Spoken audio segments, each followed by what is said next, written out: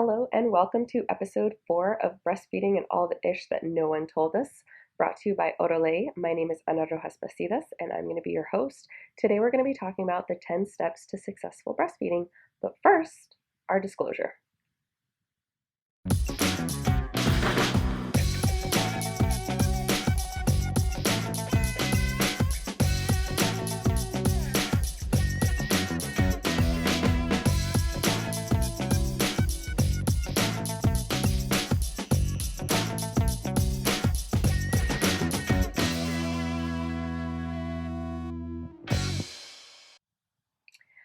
So in our last video, we talked about the baby-friendly hospital initiative, and in order for a hospital to be designated as baby-friendly, it had to comply with two major World Health Organization and UNICEF initiatives. The first one being the International Code for the Marketing of Breastfeeding Substitutes, and the second one is the 10 Steps to Breastfeeding Success. And that's what we're going to be talking about today. The wonderful thing about the 10 steps is that it looks at all of the elements that contribute to a successful breastfeeding journey from pregnancy all the way to post-birth. So it's not as simple as it sounds, because it's not 10 steps for you to follow, but rather a systematic approach to successful breastfeeding. Step number 1, the hospital has to fully comply with the International Code of Marketing of Breast Milk Substitutes. They also have to have a written infant policy that's routinely communicated to staff and parents, as well as an ongoing monitoring system to ensure they're in compliance. Rule number 2, they have to ensure that all of their staff have sufficient knowledge, competence, and skills to support breastfeeding. I don't know about any of you, but I got a lot of conflicting information from different members of the hospital during my stays. This is to make sure that all staff members are on the same page and delivering the same evidence-based information to all of its patients. Number 3, discuss the importance of management of breastfeeding with pregnant women and their families.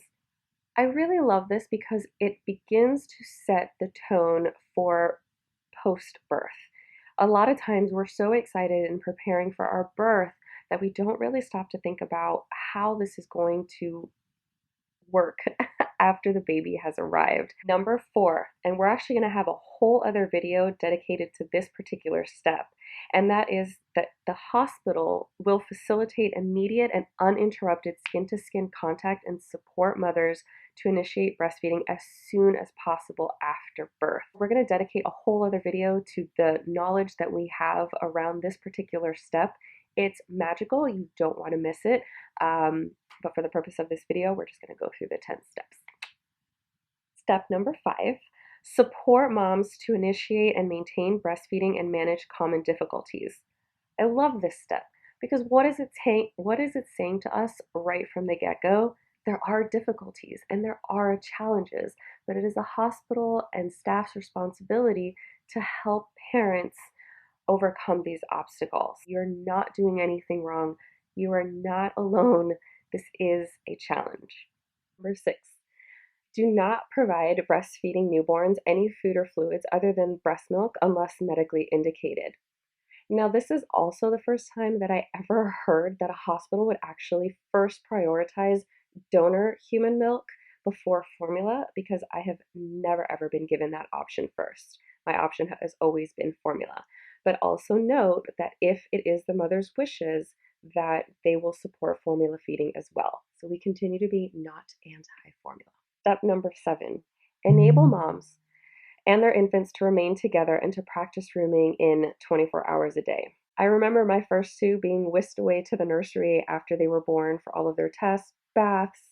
If I wanted to sleep, they got taken and brought to me once they were hungry for feeding. But with my third, that was dramatically different. And we roomed in with him. And I have to say, it wasn't as stressful as I thought it was going to be. It really did give us an opportunity to bond. In addition to that, my second child couldn't keep up her body temperature. So she did have to stay in the nursery, but they allowed me to pump and come in and see her and feed her, and that was a really lovely experience because I didn't feel as detached as I thought that I would. Number 8, support mothers to recognize and respond to their infant's cues for feeding. What we know is that putting the baby to breast is the best thing that we can do in order to stimulate our milk production. When we get into these habits immediately that babies should only eat at this time for a certain amount of time, we're breaking up a very natural process, and it makes moms feel like there must be something wrong because their baby is not adhering to some rigid schedule. Babies don't do schedules. I wish they did, but they don't. 9. Counsel mothers on the use and risk of feeding bottles, teats, and pacifiers. We are going to be doing a whole nother video. I hope this video doesn't make you upset like it's just a video to tell you there's going to be more videos, because then it sounds like a filler, because these 10 steps are extremely important. But we really want to go into detail about all of the individual steps. There will be a video, evidence-based information as to why these apparatuses can hinder a successful breastfeeding journey. If you stay subscribed, you'll never miss any of these. Number 10, coordinate discharge so that patients and their infants have timely access to ongoing support and care. I was always baffled by the fact that even though I had no idea what I was doing, they would let me take my children home with me.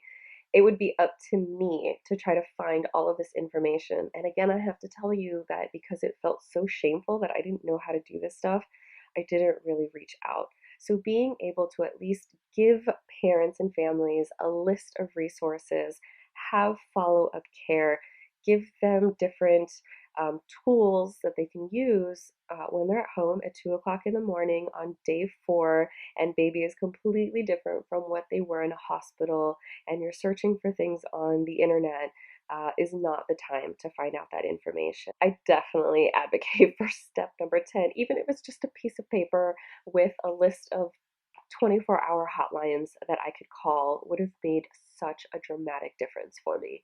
So as you can see, the 10 steps are a systematic approach to creating a successful breastfeeding journey. Some hospitals implement one and not others, but I'd love to hear about what steps your hospitals followed and the difference that you feel that it made. And of course, what steps you wish your hospital had followed, and if you think it would have made a difference on your journey. Make sure to leave those comments below. A little update on our kickoff party and webinar happening on August 23rd. Amari has provided us this gorgeous preview of what he is going to be creating. This particular painting will be raffled off to benefit the Brooklyn Perinatal Network. I'm going to be hosting this kickoff party and webinar on Sunday, August 23rd at 8 p.m. Eastern Standard Time. Hopefully some of the babes are in bed and you can join us. If they're not, they can join us. In addition to it being a kickoff party for this raffle, we're going to be hosting a webinar with the Brooklyn Perinatal Network to talk about the work that they're doing on a really local, micro level to tackle the maternal mortality crisis. So I hope you can join us not only to hear Amari's story and see his art, but also learn about what we can do to contribute and, of course, kick off the last week of Breastfeeding Awareness Month, and so happens to be Black Breastfeeding Awareness Week. Have an amazing afternoon, evening, morning, night, wherever you are on this amazing planet. And if nobody has told you, I am so, so very proud of you, and you're doing an amazing job.